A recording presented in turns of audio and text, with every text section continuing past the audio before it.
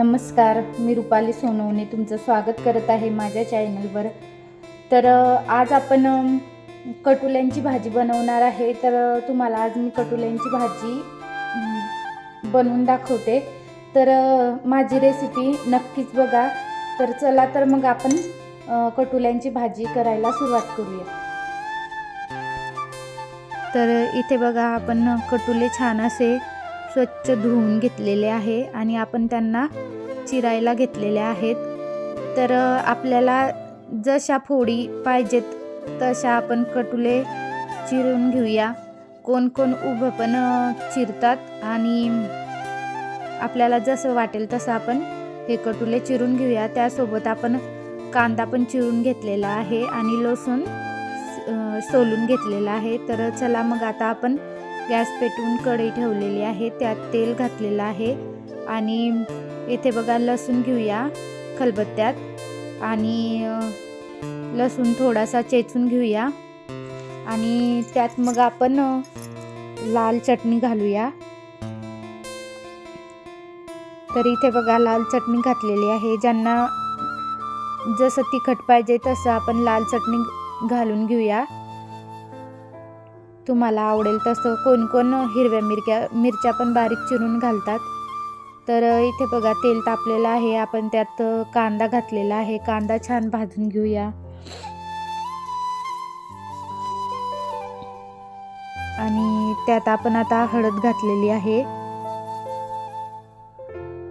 छान मिक्स करून घेतलेलं आहे। आणि आता ह्यात लसूण आणि मिरची चेचून घेतलेली घालूया आणि छान असं मिक्स करून घेऊया। तर इथे बघा आपण छान असं मिक्स करून घेतलेलं आहे।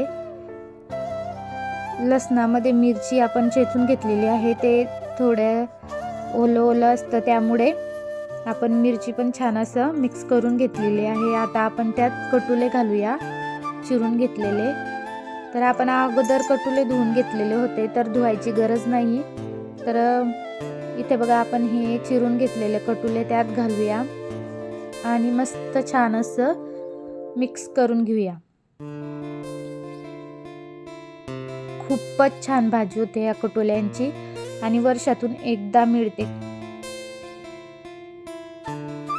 वर्षभरात ही फक्त पावसाळ्याच्या दिवसावरच येते ही भाजी आणि ह्याला रानभाजी सुद्धा म्हणतात। खूपच लोक रानाच्या जे शेतात वगैरे जातात, रानात जातात, त्यांच्याकडे ही भाजी नक्कीच असते, त्यांना ही 2-3 वेळा तरी मिळतेच।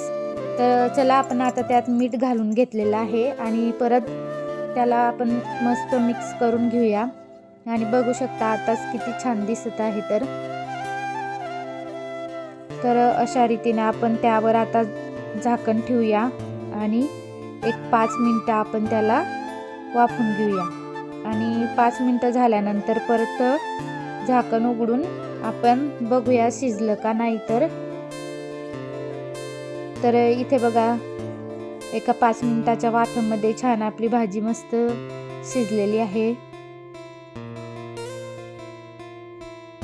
तर खूपच छान भाजी लागते ही, चपाती सोबत तर खायला खूपच छान आणि लहान मुलांना पण आवडते।